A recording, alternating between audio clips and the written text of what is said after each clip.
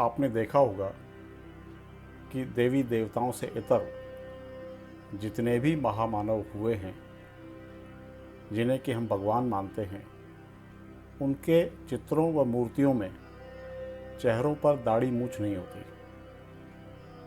इसमें भी किंचित अपवाद हो सकता है, मगर क्या आपने कभी सोचा है कि ऐसा क्यों है? इस गुत्थी को समझने से पहले भगवान शब्द पर आते हैं। इसकी अलग अलग तरह से व्याख्या हुई है।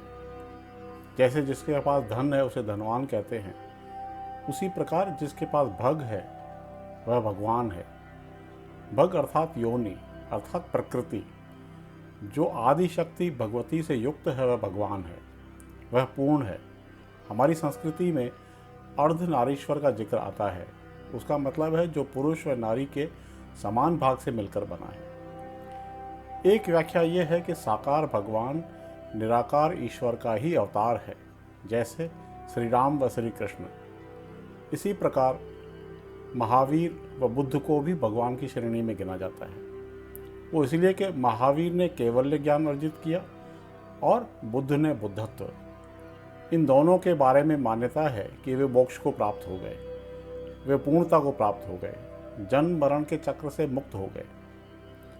अब तथ्य की बात, जिसे कि विज्ञान भी मानता है, वो यह है कि हर मनुष्य, चाहे वह नर हो या नारी, वह पुरुष व स्त्री दोनों के ही गुणों से युक्त होता है, क्योंकि उसकी संरचना ही स्त्री व पुरुष के संयोग से हुई है। अंतर सिर्फ गुणसूत्रों का है।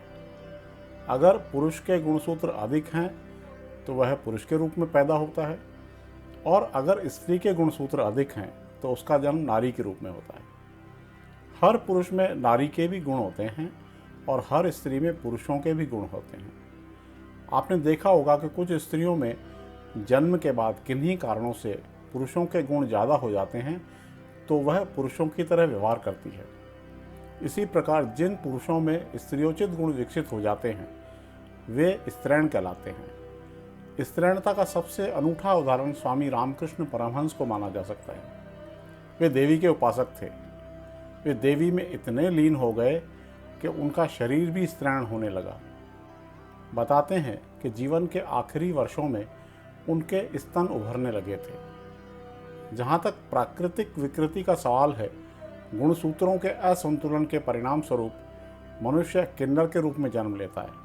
हालांकि किन्नरों में भी नर मादा का विभेद है, लेकिन आमतौर पर आपने देखा होगा कि किन्नर की आवाज़ पुरुषों की तरह मोटी होती है, मगर चेहरे पर दाढ़ी मूछ नहीं आती।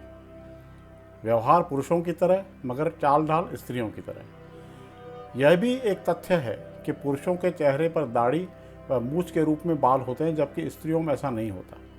कई बार ऐसा पाया गया है कि जो भी स्त्री पुरुषोचित व्यवहार करती है तो उसके भी पुरुषों की तरह चेहरे पर बाल आने लगते हैं। ऐसे भी प्रमाण हैं कि बहुत अधिक उम्र होने पर महिलाओं में गुणसूत्रों का, हार्मोन्स का असंतुलन होता है और उनके दाढ़ी मूछ आने लगती है।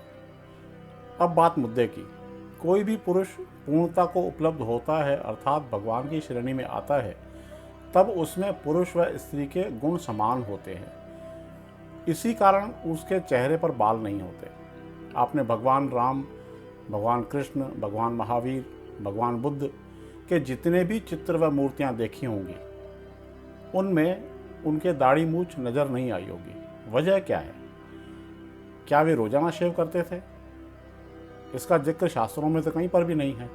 अर्थात उनके चेहरे पर बाल आते ही नहीं थे। और वजह थी पूर्ण अवस्था, जितना पुरुष उतनी ही स्त्री।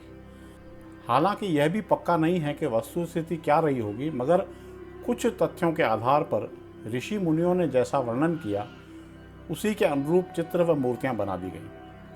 ऐसी भी मान्यता है कि भगवान सदा किशोर और अमूर्त हैं। किशोरावस्था दाढ़ी पैदा होने से पहले की अवस्था है। भरपूर यौवन, प्रखर ओज, इसी आधार पर हमने भगवान की परिकल्पना किशोर के रूप में की। किशोरावस्था को ध्यान में रखकर ही मंदिरों में मूर्तियां रची गई। यही वजह है कि उनके चेहरे पर दाढ़ी मूछ नहीं दर्शाई गई है। प्रसंगवश आखिर में भगवान की भिन्न भिन्न व्याख्याओं पर आते हैं। भगवान शब्द में युक्त भग का अर्थ कामना व भाग्य भी होता है। भग से तात्पर्य प्रकृति या भौतिक संसार से है अर्थात जो सभी भौतिक आनंदों, कामनाओं और भाग्य को धारण करने वाला गर्भ है, वह भगवान है। राम व कृष्ण को हम अवतार की श्रेणी में मानते हैं, मगर चूंकि उन्होंने शरीर धारण किया है, इस कारण इस भौतिक संसार से बंधे हुए हैं। उनके जीवन में भी वैसे ही सुख दुख आए जैसे कि सामान्य मानव के आते हैं। भगवान का अर्थ जितेंद्रिय भी माना जाता है, इंद्रियों को जीतने वाला। जिसने पांचों इंद्रियों पर विजय प्राप्त कर ली तथा जिसकी पंच तत्वों पर पकड़ है, उसे भगवान कहते हैं, जैसे महावीर व बुद्ध। जितेंद्रिय यानी वह जो पूर्णता को, मोक्ष को प्राप्त हो चुका है और जन्म मरण के चक्र से मुक्त हो गया, वही भगवान है। एक और व्याख्या में बताया गया है कि भग अर्थात ऐश्वर्य, धर्म, यश, लक्ष्मी, ज्ञान और वैराग्य, ये 6 गुण अपनी समग्रता में जिसमें भी हों, उसे भगवान कहते हैं।